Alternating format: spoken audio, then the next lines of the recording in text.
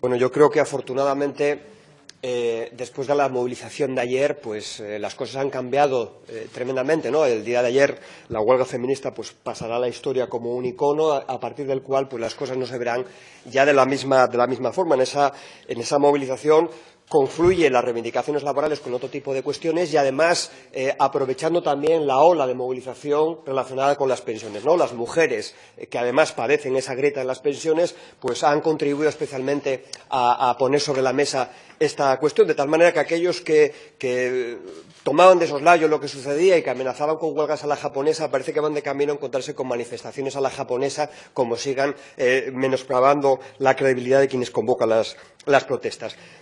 Esas movilizaciones tienen una especial dificultad. Decían de Fred Astaire que era un gran bailarín y alguien recordaba que Fred Astaire bailaba muy bien, pero Ginger Rogers hacía lo mismo con tacones y de espaldas, ¿no? Las movilizaciones, en el caso de la huelga de ayer, y eso tiene que ver con lo que le pregunto, pues añadía dificultades que tienen que ver con el miedo. Las mujeres hacían frente al miedo, en el caso de Asturias, de las desapariciones, que invitan a quedarse en casa, ni siquiera a sacar la bolsa de la basura, y al miedo y la incertidumbre de un escenario en las pensiones que amenaza el futuro, amenaza de qué vas a vivir cuando tengas determinado tipo de edad. Tiene dificultades en términos de organización. Las organizaciones sindicales, desgraciadamente, tienen especial dificultad para hacer frente a los puestos de trabajo donde la precariedad, que es lo que más afecta a las mujeres, pues está más grabada a fuego. Y además hacen frente a la propia invisibilización de su papel en la economía, ¿no? Cuando se medía el éxito de una huelga, se medía cuánta gente paraba. Bueno, las mujeres nos han demostrado que lo que hay que computar es todo el trabajo, toda la aportación a la economía, incluso aquello que no es reconocido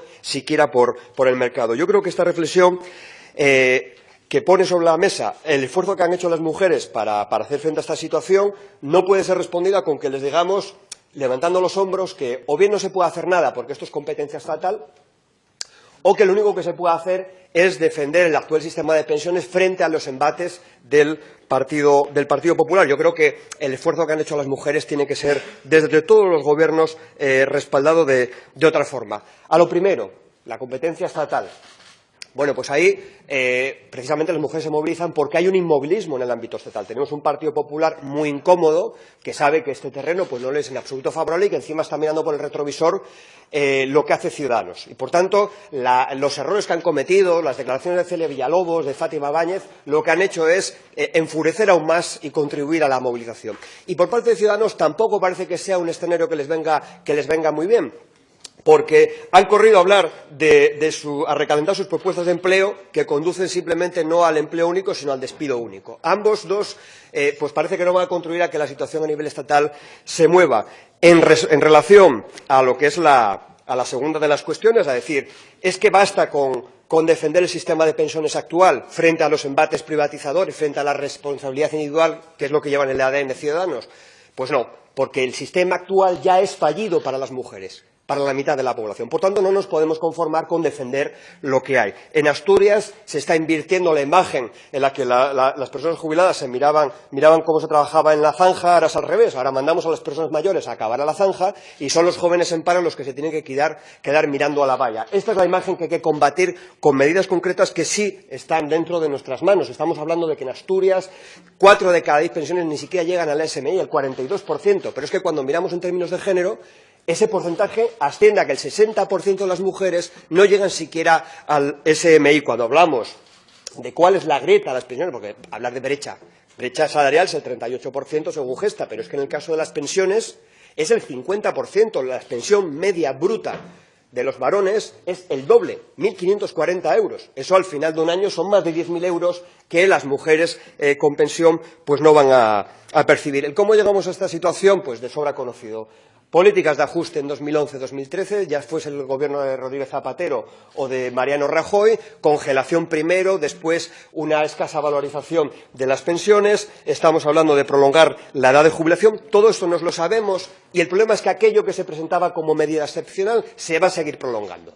Se va a mantener. La austeridad vino para quedarse a menos que hagamos algo en su contra. Y esto además se agrava en el caso de las mujeres por distintos factores. Voy a mencionar simplemente 3. Cuando hablamos de la depreciación, que no es simplemente un problema del IPC, el problema es que las pensiones, como decíamos el otro día, han tenido que ser repartidas en 3 generaciones, ¿no? Una misma pensión en Asturias ha tenido que mantener a hijos y a nietos.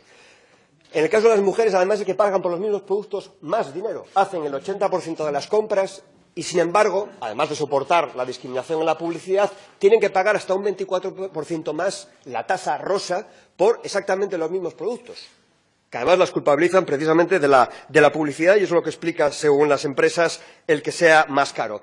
¿Qué otro elemento se agrava en el caso de las mujeres? Su mayor longevidad. Más tiempo en el actual sistema de pensiones hace que van a ser mucho más pobres porque van a vivir muchos más años. Y algo relacionado estrechamente con la violencia machista. La dependencia de las pensiones hace que cada vez mujeres más mayores se vean protagonizando titulares por ser asesinadas por sus maridos, porque la situación de dependencia, cuando tienes una pensión ya de por sí empobrecida, agrava más las dificultades para emanciparse, para deshacerse de alguien que ejerce violencia machista.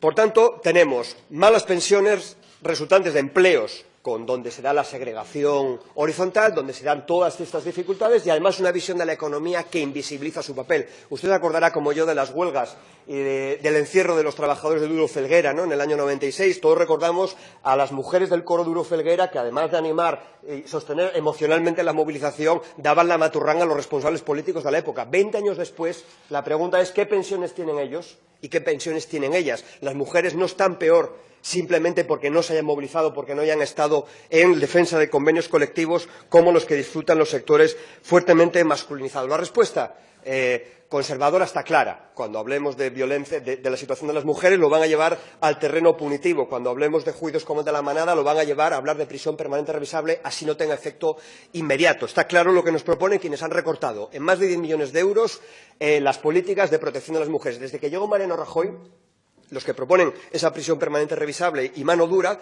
han recortado en un 26% el presupuesto destinado a la protección de las mujeres. El problema no está ahí, el problema está en la brecha retórica que padecen ustedes. Y le digo por qué. Porque ustedes han pasado a hablar de las desigualdades entre las personas, ya no le digo entre hombres y mujeres, en general, entre las personas, entre los que más tienen y los que menos, a hablar de la desigualdad entre los territorios. Y eso abona un discurso, sí, porque usted solamente, la última vez que usted habló de cómo las políticas del Partido Popular amenazaban al sistema de pensiones fue en la campaña electoral de 2012. Desde entonces ni un tuit. Pero sí, en noviembre de 2016, habló de la situación que se estaba provocando en Cataluña y de cómo eso amenazaba las pensiones. Pues ya me dirá, después del saneamiento de las pensiones, ¿a qué ha contribuido que sea Mariano Rajoy? Me gustaría oírle decir que Mariano Rajoy es la principal amenaza de las pensiones de los asturianos y de las asturianas. Finalizo. No son solamente las medidas a nivel estatal las que se pueden aplicar, que son de sobra conocidas. En Asturias, cláusulas sociales y una medida que traemos en el Parlamento, que es la personación de los servicios jurídicos en aquellos casos donde se dé discriminación. Yo le preguntaba hace 2 semanas por el caso de Modultec, espero que se haya informado, porque esas mujeres, después de lo que hemos vivido en la jornada de ayer, merecen una respuesta. Y si no toma nota de estas consideraciones, si no quiere remar en esta dirección, por lo menos le sugerimos que no sea un escollo. Muchas gracias.